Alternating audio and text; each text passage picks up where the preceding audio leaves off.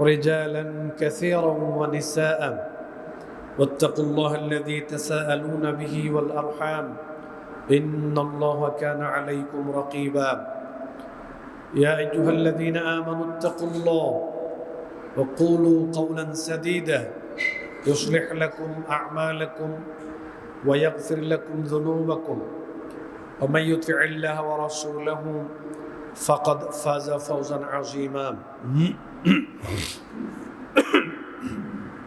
وقال تعالى أحسب الناس أن يتركوا أن يقولوا آمنا وهم لا يفتنون وقال تعالى ولنبلونكم بشيء من الخوف والجوع ونقص من الأموال والأنفس والثمرات وبشر الصابرين وقال تعالى إن هذا لهو البلاء المبين وقال تعالى وقضى ربك ألا تعبدوا إلا إياه وبالوالدين إحسانا الحمد لله শুকরিয়া জ্ঞাপন করছি সে মহান আল্লাহ সুবহানাহু ওয়া তাআলার জন্য যিনি আমাদেরকে ভালো রেখেছেন, সুস্থ রেখেছেন, আমাদের উপরে দয়া করেছেন, মায়া করেছেন।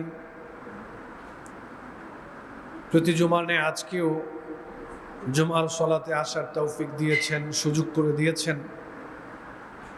এজন্য আমরা কালিমাতুশ শুকরিয়া আদায় করছি, আমরা পড়ছি আলহামদুলিল্লাহ। দুরূদ এবং সালাম পেশ করছি জনাবে মুহাম্মদুর রাসূলুল্লাহ সাল্লাল্লাহু আলাইহি ওয়াসাল্লামের প্রতি। আল্লাহুম্মা সাল্লি ওয়া সাল্লিম আলা নবিয়িনা মুহাম্মদ। আমরা আজকের জুমায় অত্যন্ত জরুরি প্রয়োজনীয় কিছু কথা আপনাদের সামনে রাখার চেষ্টা করব।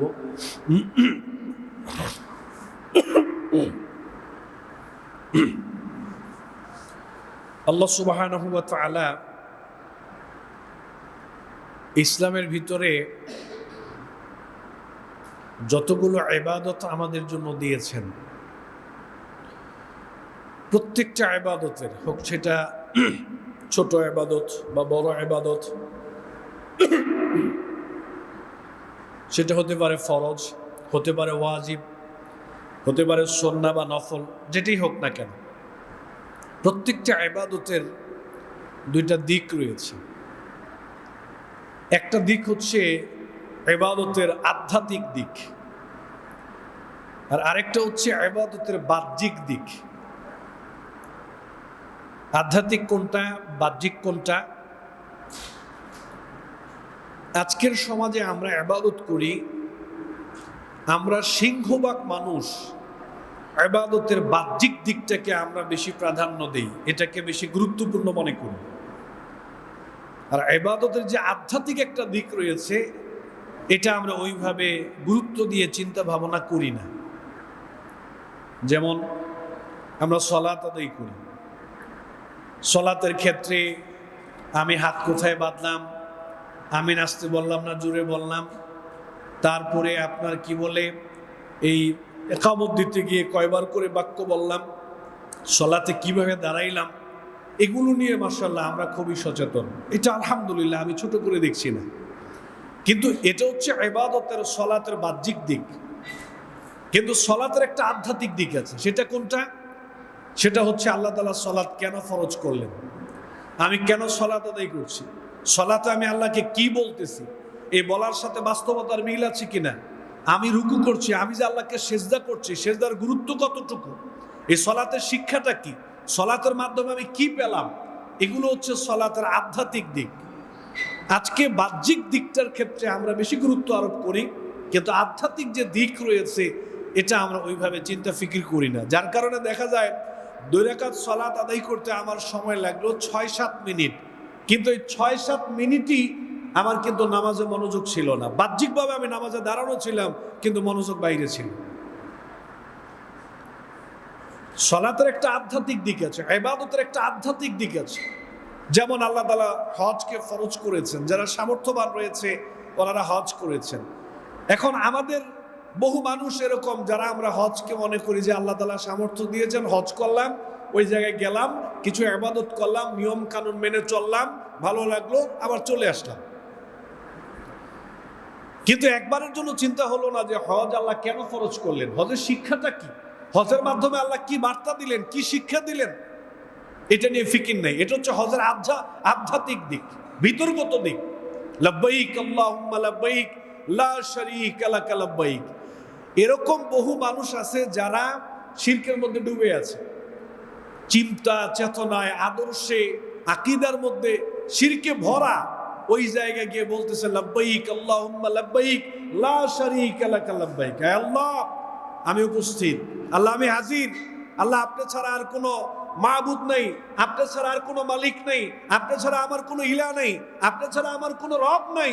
আল্লাহ আমি আপনার সাথে কাউকে অংশীদার বানাই না, শরীক করি না। এই ঘোষণা ওই জায়গায় দিচ্ছে, কিন্তু বাংলাদেশে এসে আবার পুনরায় শিরকের মধ্যে ডুবে আছে। তাহলে কি ঘোষণা দিলাম? তার মানে আমরা ইবাদতের বাহ্যিক দিকটাকে বেশি প্রাধান্য দিয়ে থাকি এবং এটাকে ইবাদত মনে করি, কিন্তু আধ্যাত্মিক যে একটা দিক রয়েছে, আল্লাহ এটা কেন ফরজ করলেন, কেন করতে বললেন, আমি এটার মাধ্যমে কি পেলাম, কি শিখতে পারলাম, আল্লাহ এখানে কি শিক্ষা দিতে চাইলেন, এগুলো নিয়ে আমাদের মধ্যে ফিকির কম। যেমন এই যে আমরা গত এক সপ্তাহ হয় ঈদুল আযহা তথা কোরবানির ঈদকে আমরা উদযাপন করলাম। এখন বাংলাদেশে আমরা কম বেশি যারা আছি, আমাদেরকে যদি জিজ্ঞেস করা হয় কোরবানির ঈদ মানে কি, এটার দ্বারা কি পাইলা, আমরা বলবো কোরবানির ঈদ মানে হচ্ছে গরু গোস্ত এগুলো জবাই করে খাওয়ার ঈদ, পশু খাওয়ার ঈদ। আর কি পাইলাম মানে কি, ঈদের নামাজ পড়লাম, গোস্ত পাইলাম, এই তো। মানুষ মনে করছে এটা গোস্ত খাওয়ার ঈদ, ফ্রিজ ভর্তি করে গোস্ত রেখে দিয়েছি, বাস ঈদ চলে গেছে। না, এই কোরবানির মাধ্যমে আল্লাহ তাআলা কি বার্তা দিতে চাইলেন, কোরবানির ইতিহাস থেকে আমাদের জন্য কি শেখার আছে, কোরবানির ইতিহাস থেকে আমাদের জীবনে কি কি গ্রহণীয় আছে, কোরবানির ইতিহাস থেকে আমাদের জীবনে কত ঈদ আসলো আর গেল, কিন্তু কোরবানি থেকে তো আমরা কিছু শিখতে পারলাম না। কোরবানির শিক্ষা তো আমার জীবনে আমি প্রয়োগ করতে পারলাম না, আনতে পারলাম না। তাহলে এরকম হাজারটা ঈদ আসলো আর গেল, আমার কি লাভ হলো গোস্ত খাওয়া ছাড়া? এই জন্য বন্ধুগণ আমার, প্রত্যেকটা ইবাদতের একটা আধ্যাত্মিক দিক আছে। ইবাদতের কি শিক্ষা, এটার মাধ্যমে আল্লাহ কি শিখাতে চাইলেন, এটা আমাদেরকে খেয়াল করতে হবে, এটার উদ্দেশ্যটা কি। তো আজকে আমি যেহেতু কোরবানি আবার যদি আল্লাহ তাআলা হায়াত দেন, 1 বছর পরে আমরা হয়তো কোরবানি ঈদ আবার পাবো। তো আমার কাছে মনে হলো যেহেতু গত জুমায় আসা হয় নাই, তো কোরবানি সংক্রান্ত কিছু শিক্ষা আপনাদের সামনে তুলে ধরার জন্য আমি মনস্থ করেছি। কোরবানি থেকে আমরা কি শিখলাম, যেগুলো নিয়ে আগামী 1 বছর আমরা পথ চলবো। কোরবানি থেকে আমরা কি শিখলাম যে আগামী 1 বছর এই শিক্ষাগুলো আমরা আমাদের জীবনে প্রয়োগ করব, মেনে চলবো। কি শিখলাম? নাম্বার 1, প্রথম হচ্ছে হাবিল এবং কাবিলের যে কোরবানির ইতিহাস আমরা জানি, ওই কোরবানি থেকে আমাদের প্রত্যেকের জন্য একটা মৌলিক বার্তা হলো যে কোরবানির একটা মূল শিক্ষা হলো, কোরবানির মাধ্যমে আল্লাহ তাআলা আমাদেরকে শিক্ষা দিতে চাইলেন আমরা জীবনে যত কাজ করব, ছোট হোক বড় হোক, যত ইবাদত করব, আমাদের জীবনের প্রত্যেকটা কাজ, প্রত্যেকটা ইবাদত শুধুমাত্র কেবলমাত্র আল্লাহর সন্তুষ্টির জন্য করতে হবে। কোরবানি আমাদেরকে শিক্ষাটা দিয়ে গেছে, জীবনের প্রতিটা কাজ আল্লাহর সন্তুষ্টির জন্য করতে হবে, আল্লাহর মহব্বতে করতে হবে, আল্লাহকে ভয় করে তারপরে করতে হবে জীবনের প্রতিটা কাজ।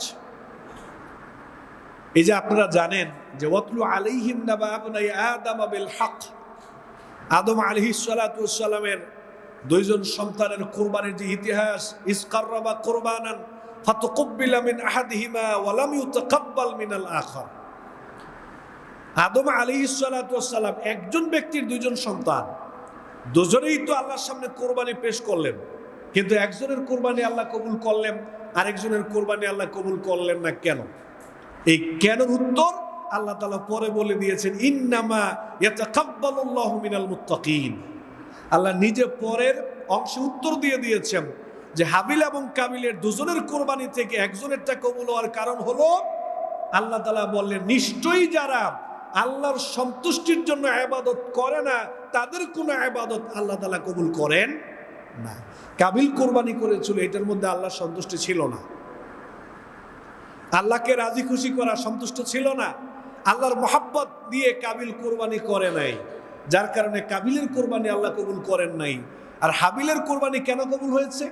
কারণ হাবিল আল্লাহর সন্তুষ্টির জন্য করেছেন, আল্লাহর মহাব্বতে করেছেন, আল্লাহকে রাজি খুশি করার জন্য করেছেন, আল্লাহকে ভয় করে তারপরে হাবিল কোরবানি করেছেন। এজন্য আল্লাহ বললেন, ইন্নামা ইয়াতাকাব্বালুল্লাহু মিনাল মুত্তাকিন, মুত্তাকি ছাড়া কারো ইবাদত আল্লাহ তাআলা কবুল করেন না। তার মানে যে কোনো ইবাদত আমরা করব আল্লাহর সন্তুষ্টির জন্য করব, আল্লাহর মহব্বতে করব, আল্লাহকে ভয় করে, আল্লাহর ভয় রেখে তারপরে আমরা যে কোনো ইবাদত আমাদেরকে করতে হবে। এছাড়া কোনো ইবাদত আল্লাহ তাআলার দরবারে কবুল হবে না। এই একটা মেসেজ এই কোরবানি থেকে আমরা পাই, একটা মেসেজ, একটা শিক্ষা কোরবানি থেকে আমরা পাই। লা ইয়ানালাল্লাহু লুহুমুহা ওয়ালা দিমাউহা ওয়ালাকিন ইয়ানালুহুত তাকওয়া মিনকুম। কোরবানি যে আমরা যারা মনে করি যে কোরবানির সম্পৃক্ততা শুধু গোশতের সাথে, রক্তের সাথে, পশুর সাথে, এটা মূল কথা নয়। আল্লাহ পরিষ্কার জানিয়ে দিয়েছেন, তোমাদের কারো থেকেই রক্ত, গোশত, মাংস এগুলো কোনো কিছুই আল্লাহ তাআলার দরবারে পৌঁছে না। পৌঁছে কোনটা? তোমাদের তাকওয়া। তোমরা কাজটা আল্লাহর সন্তুষ্টির জন্য করলা কিনা। তাহলে আল্লাহর সন্তুষ্টি কি শুধু কোরবানির সাথে জড়িত? না, শুধু কোরবানির সাথে জড়িত নয়, বরং মানব জীবনের প্রতিটা কাজের সাথে আল্লাহ সন্তুষ্টি জড়িত। সেদিন আমার উস্তাদ আমাকে বললেন যে আপনি যখন ঘরে কাজ করবেন, আপনার স্ত্রীকে যখন আপনি কোনো কাজে হেল্প করবেন, ভালো করে খেয়াল করেন কথাটা, আমার উস্তাদ আমাকে বললেন আপনি যখন ঘরে আপনার স্ত্রীর কাজে কোনো হেল্প করবেন, সেই কাজটা আপনি আল্লাহর সন্তুষ্টির জন্য করেন, দেখবেন তৃপ্তি পাবেন, ভালো লাগবে। আপনার বাচ্চাকে নিয়ে খেলাধুলা করছেন, আল্লাহর সন্তুষ্টির জন্য করবেন। আপনার সন্তানকে ঘুরতে নিয়ে গেলেন, আল্লাহর সন্তুষ্টির জন্য করবেন। আপনার সন্তানকে গোসল করিয়ে দিচ্ছেন, আল্লাহর সন্তুষ্টির জন্য করবেন। অর্থাৎ যে কোনো কাজে যদি আল্লাহর সন্তুষ্টি থাকে, ওই কাজে বরকত হয়, ওই কাজ করতেও ভালো লাগে। তো কোরবানি আমাদেরকে শিক্ষা দিয়েছেন যে শুধু কোরবানি নয়, বরং কোরবানির শিক্ষা হলো জীবনের প্রতিটা কাজ, তোমার সালাত, সিয়াম, যাকাত, হজ, কোরবানি, তাসবিহ, তাহলিল, জিকির, আজগার, খাওয়া দাওয়া, তোমার ব্যবসা বাণিজ্য, চাকরি বাকরি, তোমার কৃষিকাজ, ক্ষেত খামার, তোমার অর্থনীতি, সমাজনীতি, রাজনীতি, বিচারনীতি, সকল কিছু কেবলমাত্র শুধুমাত্র আল্লাহ সন্তুষ্টির জন্য করবা, আল্লাহর মহব্বতে করবা, আল্লাহর ভয় অন্তরে রেখে এরপরে জীবনের সকল কাজ করবা। কোরবানি আমাদেরকে এই শিক্ষাটা দিয়েছে। আলী রাদিয়াল্লাহু তাআলা আনহু, অত্যন্ত গুরুত্বপূর্ণ একটা কথা আলী রাদিয়াল্লাহু তাআলা আনহু বলেছেন, শোনেন কথাটা কি। আলী রাদিয়াল্লাহু তাআলা আনহু বললেন যে বেশি বেশি আমল করার চেয়ে, বেশি বেশি আমল করার চেয়ে তোমার আমলগুলো কবুল হচ্ছে কিনা এটার প্রতি বেশি গুরুত্ব দিবা। আমাদের সমাজে আমরা কি করি? অধিক আমল করার জন্য চেষ্টা করি, এটা ভালো, আলহামদুলিল্লাহ, কিন্তু আমার আমলগুলো কবুল হচ্ছে কিনা এটা কিন্তু কেউ চিন্তা ভাবনা করি না। কথার কথা ধরেন, একজন ব্যক্তি সুদের লেনদেন করে, একজন ব্যক্তি অন্যায়ভাবে টাকা ইনকাম করে, ঘুষের লেনদেন করে, সরকারি সম্পদ চুরি করে, এরকম ব্যক্তি 5, 6, 7 বার হজ করে ফেলছে। তিনি হজ করতেছেন, কয়বার করলেন? 4 বার, 5 বার, 2 বার, 3 বার, 10 বার উমরা করে ফেলেছেন, কিন্তু উনি চিন্তা একবারও করতেছেন না আমার হজটা কবুল হলো কিনা, আমার হজ কবুল হচ্ছে কিনা, আমার উমরা কবুল হচ্ছে কিনা। তিনি অধিক আমলের প্রতি গুরুত্ব দিচ্ছেন, কিন্তু আমল কবুল হচ্ছে কিনা এটা ওনার কাছে নিষ্প্রয়োজনীয়। আলী রাদিয়াল্লাহু তাআলা আনহু বললেন, আমল বেশি করার ক্ষেত্রে এটা যেরকম গুরুত্ব দিবা, তার চেয়ে বেশি গুরুত্ব দিবা তোমার আমলটা কবুল হচ্ছে কিনা। তোমার আমল কবুল হচ্ছে কিনা এটার দিকে বেশি গুরুত্ব দিতে হবে। আলী রাদিয়াল্লাহু তাআলা আমাদেরকে বলেছেন। ফুদাইল ইবনে ইয়াস রাহমাতুল্লাহি আলাইহি অত্যন্ত গুরুত্বপূর্ণ একটা কথা বলেছেন, শোনেন সেই কথাটা কি। ফুদাইল ইবনে ইয়াস রাহমাতুল্লাহি আলাইহি বললেন, আল্লাহ সুবহানাহু ওয়া তাআলার কাছে তোমরা যদি চাও তোমাদের আমলগুলো আল্লাহ সুবহানাহু ওয়া তাআলার কাছে কবুল হোক, তাহলে অবশ্যই অবশ্যই প্রত্যেকটা আমলের ক্ষেত্রে তোমাদের অন্তরে আল্লাহর মহব্বত রেখে আমল করবা। অন্তরে যেন আল্লাহর মহব্বত থাকে, আমলটা যেন আল্লাহর সন্তুষ্টির জন্য হয়। কারণ যেই আমলে আল্লাহর সন্তুষ্টি নেই, আল্লাহর মহব্বত নেই, আল্লাহর ভয় নাই, ওই আমলটা আল্লাহর কাছে গ্রহণযোগ্যতা পায় না। পাশাপাশি তিনি বললেন ওই আমলটা নবী সাল্লাল্লাহু আলাইহি ওয়াসাল্লামের সুন্নাহ মোতাবেক, নবীজির তরিকা মোতাবেক ওই আমলটা করবা। বন্ধুগণ আমার, কোরবানি আমাদেরকে এই শিক্ষা দিয়েছে আমরা যেন আল্লাহর মহব্বতে কাজ করি। হাবিল যেরকম আল্লাহর মহব্বতে কোরবানি করেছিলেন, আমাদেরকে প্রতিটা কাজে আল্লাহর মহব্বত রাখতে হবে, আল্লাহর ভয় রাখতে হবে, আল্লাহর সন্তুষ্টিকে সামনে রেখে আপনাকে আমাকে প্রতিটা কাজ করার জন্য চেষ্টা করতে হবে। অত্যন্ত গুরুত্বপূর্ণ একটা মেসাল আমি আপনাদেরকে দিচ্ছি। দেখেন, আল্লাহর মহব্বত, আল্লাহর ভয়, আল্লাহর সন্তুষ্টি আর ইবাদত, এই দুইটার সম্পর্ক হলো আমার 3.5 হাত বডি এবং আমার আত্মার মতো। প্রত্যেকটা মানুষের কিন্তু দুইটা পার্ট, দুইটা অংশ। একটা হচ্ছে আমার রূহ, আমার আত্মা, আর একটা হচ্ছে আমার বাহ্যিক অবকাঠামো। এখন রূহ আত্মা ছাড়া যেরকম বাহ্যিক অবকাঠামোর কোনো দাম নাই, আমল এবং আল্লাহর সন্তুষ্টি এই দুইটা, আল্লাহর সন্তুষ্টিরা রূহের ভূমিকা পালন করে, আর বাহ্যিক ইবাদত এটা আপনার বাহ্যিক বডির অবকাঠামোর ভূমিকা পালন করে। রূহ ছাড়া যেরকম বডির কোনো মূল্য নাই, বডির কোনো দাম নাই, যেই ইবাদতের মধ্যে আল্লাহর সন্তুষ্টি থাকে না, আল্লাহর মহব্বত থাকে না, আল্লাহর ভয় থাকে না, ওই ইবাদতেরও আল্লাহর কাছে কোনো দাম নাই, কোনো মূল্য নাই। অতএব ইবাদতের দুইটা দিক, একটা হচ্ছে ইবাদতের আধ্যাত্মিক দিক। আধ্যাত্মিক, আমি কেন সালাত পড়তেছি, সালাতে কি বলতেছি, আজকে 20-25 বছর যাবত সালাত পড়তেছি, কিন্তু সালাতে যা বলতেছি এগুলো তো আমার জীবনে কোনো প্রভাব ফেলে না। আমার জীবন যেটা ছিল সেইটাই, কোনো পরিবর্তন নাই। তাহলে আমি সালাতে কি বলতেছি, কি পড়তেছি?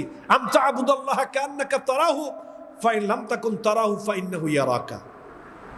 এজন্য নবীজি বলছে এমন ভাবে আমল করবা, ইবাদত করবা যে তুমি আল্লাহকে দেখতে পাচ্ছ, অর্থাৎ আল্লাহর মহব্বত, আল্লাহর ভয় অন্তরে রেখে তারপরে ইবাদত করবা।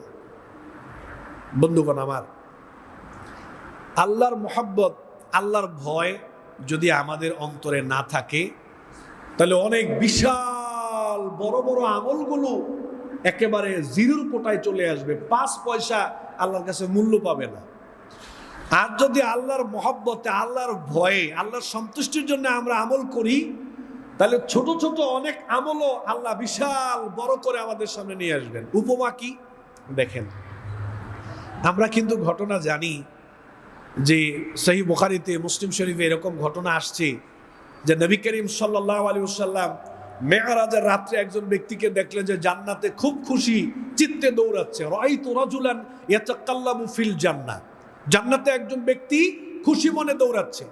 জিবরাইল আমিনকে জিজ্ঞেস করা হলো কি এমন আমল করেছে যার কারণে আল্লাহ তাআলা লোকটাকে জান্নাত দিলেন, লোকটা এত খুশি? জিবরাইল আমিন বলল যে ইয়া রাসূলুল্লাহ, একটা গাছ বা গাছের ডালা, এই যে ঝড় তুফানে দেখবেন রাস্তার মধ্যে এরকম ডালাপালা পড়ে, গাছ পড়ে রাস্তা বন্ধ হয়ে থাকে, এরকম একটা ঘটনা ঘটেছে। রাস্তার মধ্যে গাছ ডালা পড়ে রাস্তা ব্লক করে রেখেছে। তখন ওই লোকটা চিন্তা করলো, আমি যদি এখন এই ডালা বা গাছটা, কষ্টদায়ক বস্তু, রাস্তা থেকে সরিয়ে দেই, তাহলে তো জনগণের কল্যাণ হবে, জনগণ সুবিধা হবে। এই কল্যাণের চিন্তা করে রাস্তা থেকে গাছটাকে ছড়িয়ে দিলেন, এই ডালাপালা সরিয়ে দিলেন, কষ্টদায়ক বস্তু সরিয়ে দিলেন।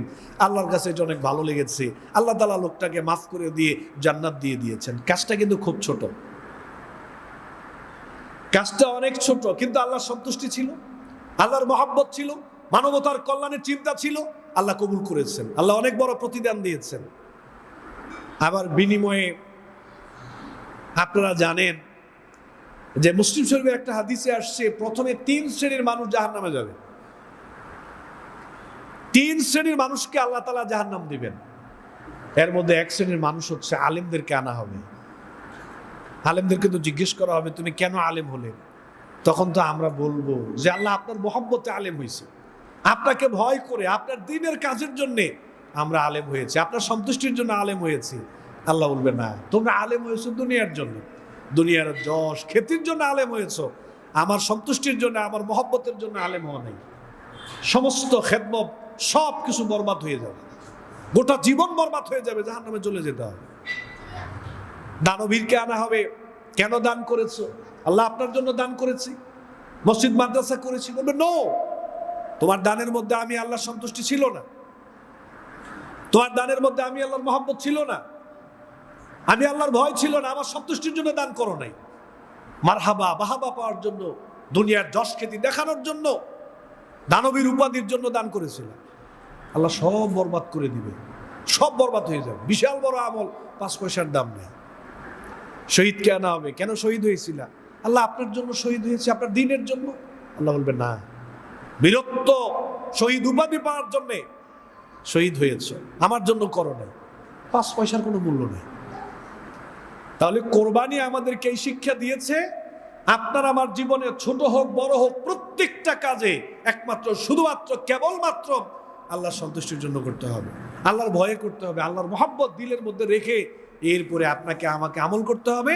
তাহলে হাবিলের কোরবানি যেরকম আল্লাহ সহজে কবুল করে নিয়েছেন, নিবিষেই কবুল করে নিয়েছেন, আমাদের কোরবানি তথা জীবনের সমস্ত ইবাদত, যেই ইবাদতে আল্লাহর মহব্বত থাকবে, এটা অটোমেটিক আল্লাহ তাআলা কবুল করে নেবেন। একটা মেসেজ আমরা হাবিলের কোরবানি থেকে পাই। এজন্য কোরবানি মানে শুধু গোশত খাওয়া এরকম না, একটা শিক্ষা আমাদের জীবনে প্রয়োগ করতে হবে। কোরবানি আমাদেরকে এই শিক্ষাটা দিয়ে গিয়েছেন। দ্বিতীয় আরেকটা কোরবানির গুরুত্বপূর্ণ শিক্ষা, সেটা হলো আল্লাহর রাস্তায় আমরা যে দান সদাকা করি, আমাদের আল্লাহর রাস্তায় দান সদাকা করা, ব্যয় করা, কোরবানি করা, হাবিল এবং কাবিলের কোরবানি থেকে আরেকটা গুরুত্বপূর্ণ শিক্ষা হচ্ছে, আমরা যখন আল্লাহর জন্য কোনো কিছু কোরবানি করব, ব্যয় করব, তখন আমরা সর্বোচ্চটা ব্যয় করার চেষ্টা করব, সর্বোচ্চটা ব্যয় করার আমরা চেষ্টা করব। যেমন হাবিল এবং কাবিল। হাবিল ছিল আপনার পশুপালনকারী। তো হাবিল চিন্তা করলো, যেহেতু আমি আমার আল্লাহর জন্য কোরবানি করব, আমার এই পশুদের মধ্য থেকে সর্বোচ্চ সুন্দর যেটা, ভালো যেটা, এরকম একটা পশু এনে তারপরে হাবিল এখানে একটা বিশাল বড় আপনার দুম্বা রাখলেন, ওট রাখলেন। আর কাবিল ছিল সংকীর্ণ মনা। সে চিন্তা করলো যে আল্লাহকে দিব, এত ভালো কিছু দেওয়ার দরকার কি, কিছু খড়কুটা এনে সে সামনে রাখলেন। এই জায়গায় কিন্তু হাবিলেরটা আল্লাহ কবুল করেছেন, কাবিলেরটা কিন্তু আল্লাহ কবুল করেন নাই। এখান থেকে শিক্ষা হলো, আপনাকে আমাদের প্রত্যেককে কিছু ব্যয় করব, আমরা চেষ্টা করব সর্বোচ্চটা ব্যয় করার জন্য। একজন ভিক্ষুক এসে বলল যে ভাই আমার কিছু ভিক্ষা দেন।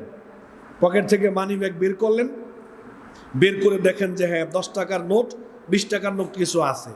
আপনি খুঁজে খুঁজে একবারে যেটা একটু টুডা ফাডা সিরা, এই সিরা 10 টাকাটা আপনি ভিক্ষুককে দিয়ে দিলেন। কিন্তু মানি ব্যাগে কিন্তু এই 10 টাকা আরো ভালো ছিল, 20 টাকাও ভালো ছিল।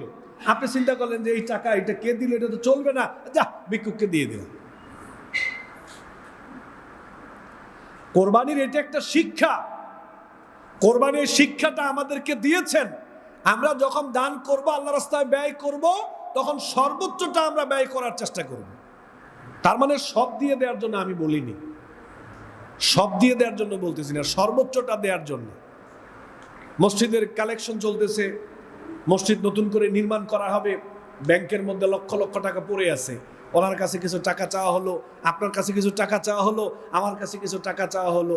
আমি এমন একটা সিচুয়েশন দেখাইলাম, মনে হয় যেন প্রচুর পরিমাণ অভাবে আছি। এরপরে বাড়ি থেকে কিছু 20-25 টাকা নিয়ে, 50 টাকার নোট নিয়ে একেবারে এই কি বলে গুড়া খাসটা কিছু টাকা পয়সা এনে মসজিদে দান করে দিলাম, অথচ ব্যাংকে কিন্তু লক্ষ লক্ষ টাকা পড়ে আছে। লাম তানালুল বিররা হাত্তা তুনফিকু মিম্মা তুহিব্বুন। আল্লাহ তাআলা বললেন যে যতক্ষণ পর্যন্ত তোমরা তোমাদের সর্বোচ্চটা, মানে যেটাকে তোমরা বেশি পছন্দ করো, ভালোবাসো, তোমরা যদি কল্যাণের চিন্তা করো, অধিক সওয়াবের চিন্তা করো, তাহলে সর্বোচ্চটা, পছন্দনীয় বিষয়টা আল্লাহর রাস্তায় ব্যয় করো।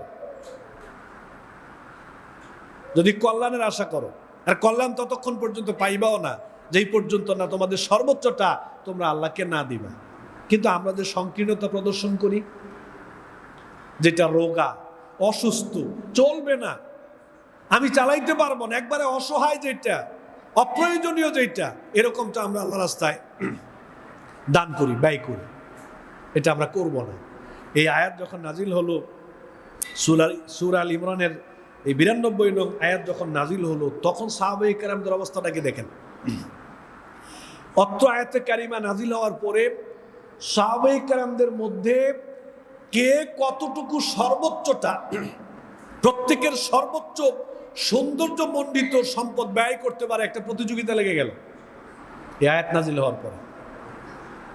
লান তানালুল বিররা হাত্তা তুনফিকু মিম্মা তুহিব্বুন, যেটা ভালোবাসো, পছন্দ করো, অধিক পছন্দনীয় যেটা, এটা আল্লাহর রাস্তায় ব্যয় করো।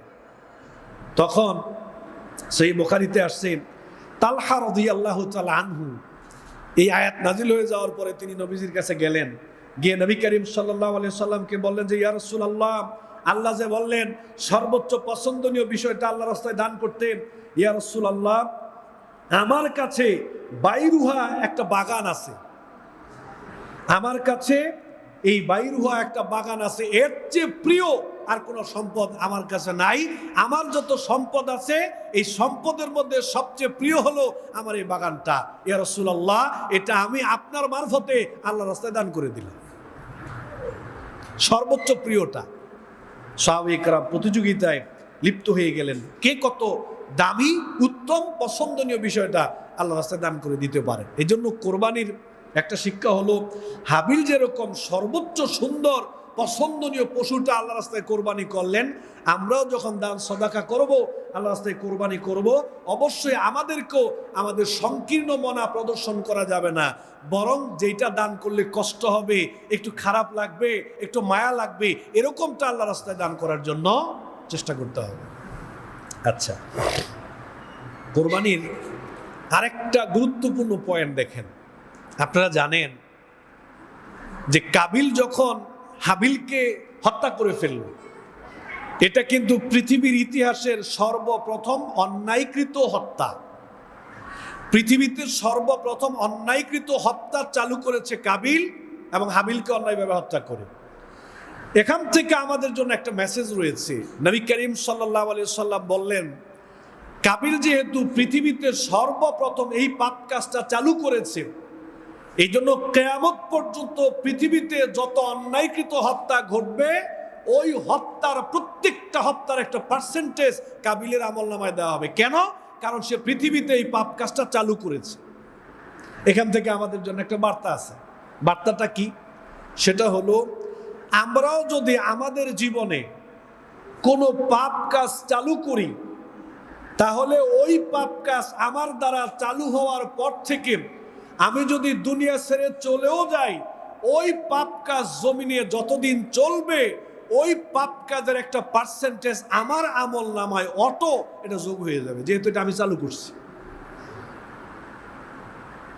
এটাকে গুনাহে জারিয়া বলে। যেহেতু ওই পাপ কাজটা আমি চালু করেছি, এই জন্য আমরা প্রত্যেকেই এখান থেকে শিক্ষা নিতে হবে যে আমার দ্বারা এমন কোনো পাপ কাজ, গুনাহের কাজ, এমন কোনো ক্ষতিকর কাজ চালু হবে না যেটার গুনাহ সারা জীবন আমাকে বয়ে যেতে হবে। কাবিল অটো, পৃথিবীতে যত অন্যায়কৃত হত্যা হচ্ছে, কাবিলের আমল নামায় অটো তার গুনাহ উঠতেছে। তো এই অন্যায়কৃত হত্যা থেকে আপনার জন্য আমার জন্য শিক্ষণীয় হলো, আমরা কোনোদিন কোনো অবস্থায় অন্যায় কাজ চালু করব না, পাপ কাজ চালু করব না। যদি করি, দ্রুত বন্ধ করতে হবে এবং সন্তানদেরকে ওসিয়ত করতে হবে যাতে আপনাকে কবরে নামানোর আগেই অন্যায় কাজটা বন্ধ করে। এছাড়া কিন্তু অটো এটার গুনাহ আপনি পেতেই থাকবেন, আমি পেতেই থাকবো। আল্লাহ আমাদেরকে হেফাজত করুন, আল্লাহুম্মা আমিন। আরেকটা জরুরি বিষয় দেখেন, তাফসীরকারগণ বলেন যে হাবিল এবং কাবিলের মধ্যে মৌলিক দুইটা পার্থক্য আছে। মৌলিক দুটো পার্থক্যের মধ্যে একটা পার্থক্য হলো, হাবিল ছিল খুব সহজ সরল প্রকৃতির মানুষ। হাবিল ছিল খুব ভালো মানুষ, সহজ সরল প্রকৃত একজন মানুষ ছিল। পক্ষান্তরে কাবিল ছিল প্রচুর পরিমাণে হিংসুটে টাইপের একটা মানুষ। তার অন্তরে প্রতিহিংসা সে লালন পালন করতো হাবিলের ব্যাপারে। কারণ যে হাবিল বেশি ভালো, সহজ সরল। এখন যারা ভালো, সহজ সরল, তাদের তো আলাদা মূল্যায়ন সবাই করে, কিন্তু কাবিল এটা সহ্য করতে পারত না। হাবিলের সহজ সরল অবস্থা, বাবার কাছে গ্রহণযোগ্যতা, এটা কাবিলের ভালো লাগতো না। একটা পর্যায়ে যখন কাবিল হাবিলের সাথে কোনো অবস্থাতেই পারতেছে না, তার প্রতিহিংসার রূপ এটা একটা চূড়ান্ত পর্যায়ে চলে গেল। তখন সে হিংসা পরায়ণ হয়ে হাবিলকে সহ্য করতে না পেরে হাবিলকে সে হত্যা করে ফেলে। আর আরেকটা কারণ ছিল, কাবিল ছিল প্রচুর পরিমাণে একজন অহংকারী মানুষ। কাবিল ছিল অহংকারী মানুষ, তাহলে কাবিলের মধ্যে ছিল হিংসা, প্রতিহিংসা এবং অহংকার। এই দুইটা পাপের সমন্বয়ে কাবিল হাবিলকে হত্যা করেছে, এই দুইটার সমন্বয়ে। আজকের যুগে আমরা যদি জমিনের দিকে তাকাই, পৃথিবীর দিকে তাকাই, তাহলে আপনি দেখবেন সমস্ত দলাদলি, হানাহানি, মারামারি, সব কিছুর পিছনে রয়েছে হিংসা। কেউ কারো রাজত্ব মানতে চায় না, কেউ কারো জনপ্রিয়তা সহ্য করে না, কেউ কারো আধিপত্য মানতে চায় না। প্রতিহিংসার কারণে আজকে পৃথিবীতে এরকম দ্বন্দ্ব, এরকম হানাহানি, মারামারি, এটা একটা অন্যতম কারণ। আর আরেকটা কারণ হচ্ছে অহংকার। আমি বড়, তার থেকে বড় আমি। এই দুইটা জিনিসের সমন্বয়ে জমিনে প্রচুর পরিমাণ অন্যায় কাজ, পাপ কাজ চলতেছে। তা আমরা এই কোরবানি থেকে শিক্ষা নিতে হবে যে প্রতিহিংসামূলক একটা জীবন গঠন করতে হবে। প্রতিহিংসামূলক, যাদের অন্তরে হিংসা নাই। আজকে চিকিৎসা বিজ্ঞান, যদিও চিকিৎসা বিজ্ঞান তো সবকিছু খুলে বলে না, এটা পরীক্ষিত একটা বিষয়। যেই ব্যক্তি, যার অন্তরে যত হিংসা কম, তার হার্ট তত ভালো, তার বডি তত ভালো, তার রোগ তত কম। কারণ যে ব্যক্তি হিংসা, এত জ্বলে পুড়ে সারাক্ষণ অস্থির থাকে, সারাক্ষণ অস্থির, আপনাকে নিয়ে চিন্তা করবে, অমুককে নিয়ে চিন্তা করবে, মানে ওর 24 ঘন্টা ঘুম ছাড়া দেখবেন যে সে হিংসা থাকা মানেই হলো অন্যকে নিয়ে ব্যস্ত থাকা, চিন্তিত থাকা। আর যেই লোকের অন্তরে কোনো হিংসা নাই, তার তো কোনো চিন্তাই নেই, ও সারাক্ষণ সুন্দর, শান্তিতে, আরামে থাকে। তার স্বাস্থ্য, বডি, হার্ট সব আল্লাহ তাআলা ভালো রাখে। এটা আজকের গবেষণা, একটা ট্রিটমেন্ট। নবীজি বলছেন, ইয়াকুম ওয়াল হাসাদ, হাসাদ থেকে বেঁচে থাকো, হিংসা থেকে বেঁচে থাকো, অন্তরে হিংসা জায়গা দিও না। যদিও আমাদের অন্তরে হিংসা চলে আসে, কিন্তু বেঁচে থাকতে হবে, অহংকার করা যাবে না। পৃথিবীর ইতিহাসে সর্বপ্রথম পাপ হচ্ছে অহংকার। পৃথিবীর ইতিহাসের সর্বপ্রথম পাপ হচ্ছে হিংসা, অহংকার। দলিল ওই যে আপনারা জানেন না, আল্লাহ বলেন উসজুদু লি আদম, আল্লাহ বললেন না ফেরেশতাদেরকে যে আদমকে সবাই সিজদা করো, ফাসাজাদু ইল্লা ইবলিস, সবাই সিজদা করলো, ইবলিস কিন্তু তখন সিজদা করে নাই। তো আল্লাহ জিজ্ঞেস করছে, মা মানাকা আন তাসজুদা, তোমাকে যে বললাম যে তুমি আদমকে সিজদা করো, সবাই করলো, তো তুমি করলা না কেন? কিসে তোমাকে বাধা দিল আদমকে সিজদা করতে? এই দেখেন তার বহিঃপ্রকাশ। শয়তান বলতেছে, আনা খায়রুম মিনহু, আমি আদম থেকে ভালো মানুষ, আমি আদম থেকে ভালো, আমি আদম থেকে উত্তম, আমি তার থেকে ভালো, আমি তার থেকেও। আমরা বলি না যে ওর থেকে ভালো মানুষ আমি, ওর থেকে ধনী আমি, ওর থেকে সম্মানী আমি ওর কাছে যাবো, কাছে আমার কাছে আসবে, বলি না এরকম? ইবলিস বলল যে আমি কেন আদমকে সিজদা করবো, আমি তো আদম থেকে উত্তম। খালাকতানি মিন নার ওয়া খালাকতাহু মিন তিন, আমারে বানাইছেন আগুন দিয়া, আদমরে বানাইছেন মাটি দিয়া। আগুন হলো ঊর্ধ্বগামী, মাটি হলো নিম্নগামী। তো নিম্নগামীকে কেউ ঊর্ধ্বগামী সেজদা করে নাকি? বরং নিম্নগামী ঊর্ধ্বগামীকে সেজদা করবে। আদম আমাকে সেজদা করা উচিত ছিল, আপনি কইতেছেন আমি যাতে আদমরে সেজদা করি, অতএব আমি সেজদা করতে পারবো না। ভিতর অহংকার কাজ করেছে, অহমিকা কাজ করেছে। আবা ওয়াস্তাকবারা ওয়া কানা মিনাল কাফিরিন, অহংকার করলো, আল্লাহর নির্দেশকে অমান্য করলো, অস্বীকার করলো, বললো আল্লাহ বললো যা, চিরস্থায়ী কাফের, চিরস্থায়ী জাহান্নামী, চলে যা। তাহলে এই কোরবানি থেকে গুরুত্বপূর্ণ আরেকটা শিক্ষা হচ্ছে, আপনাকে আমাকে হিংসা এবং অহংকার মুক্ত জীবন যাপন করতে হবে। এবার খেয়াল করেন, সন্তানের জন্য দোয়া করা।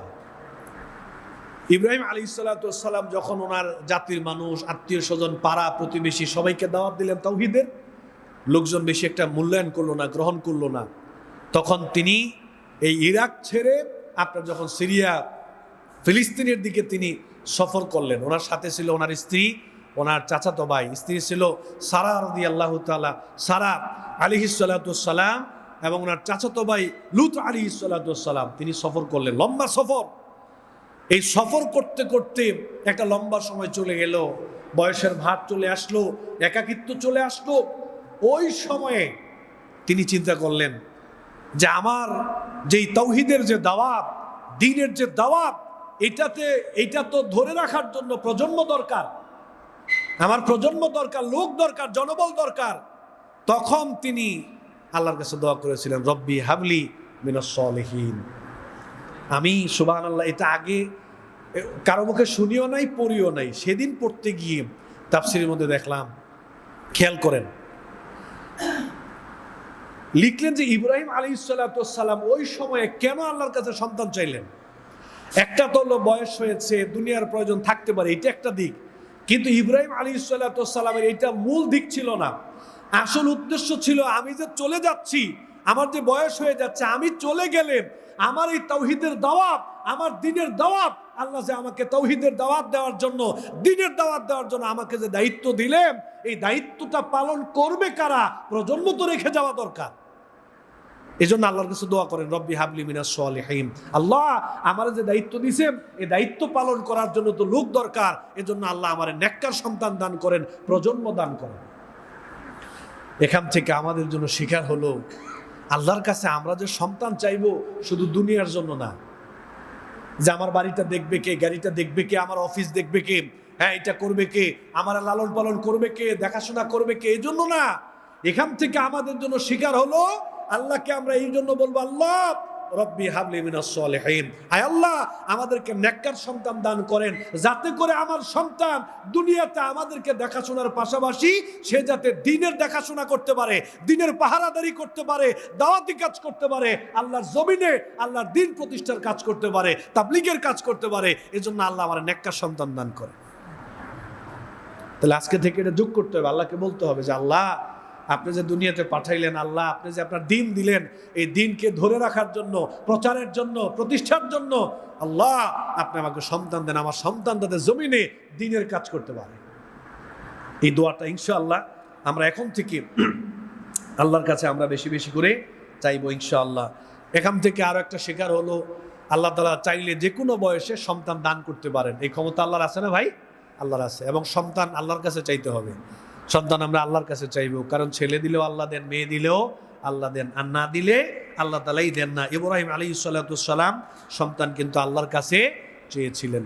এরপরে কোরবানির আরেকটা শিক্ষা হচ্ছে নিঃশর্ত, খেয়াল করেন, কোরবানির আরেকটা শিক্ষা হচ্ছে নিঃশর্ত আত্মসমর্পণ। কোনো শর্ত করা যাবে না, কোনো আপত্তি করা যাবে না। ইব্রাহিম আলাইহিসসালামকে যখন স্বপ্নের মাধ্যমে আল্লাহ তাআলা বললেন যে তোমার সন্তানকে তুমি জবাই করো, তিনি কিন্তু আল্লাহর এই কথা বলেন নাই যে আল্লাহ এত বছর বয়সে, শেষ বয়সে আইসা একটা সন্তান দিলেন, আবার কইতেছেন জবাই করার জন্য, আচ্ছা করি 10টা উট দিয়ে দিলে হয় না, বা 100টা উট দিয়ে দিলে হয় না, বলছিলেন? বলেন নাই।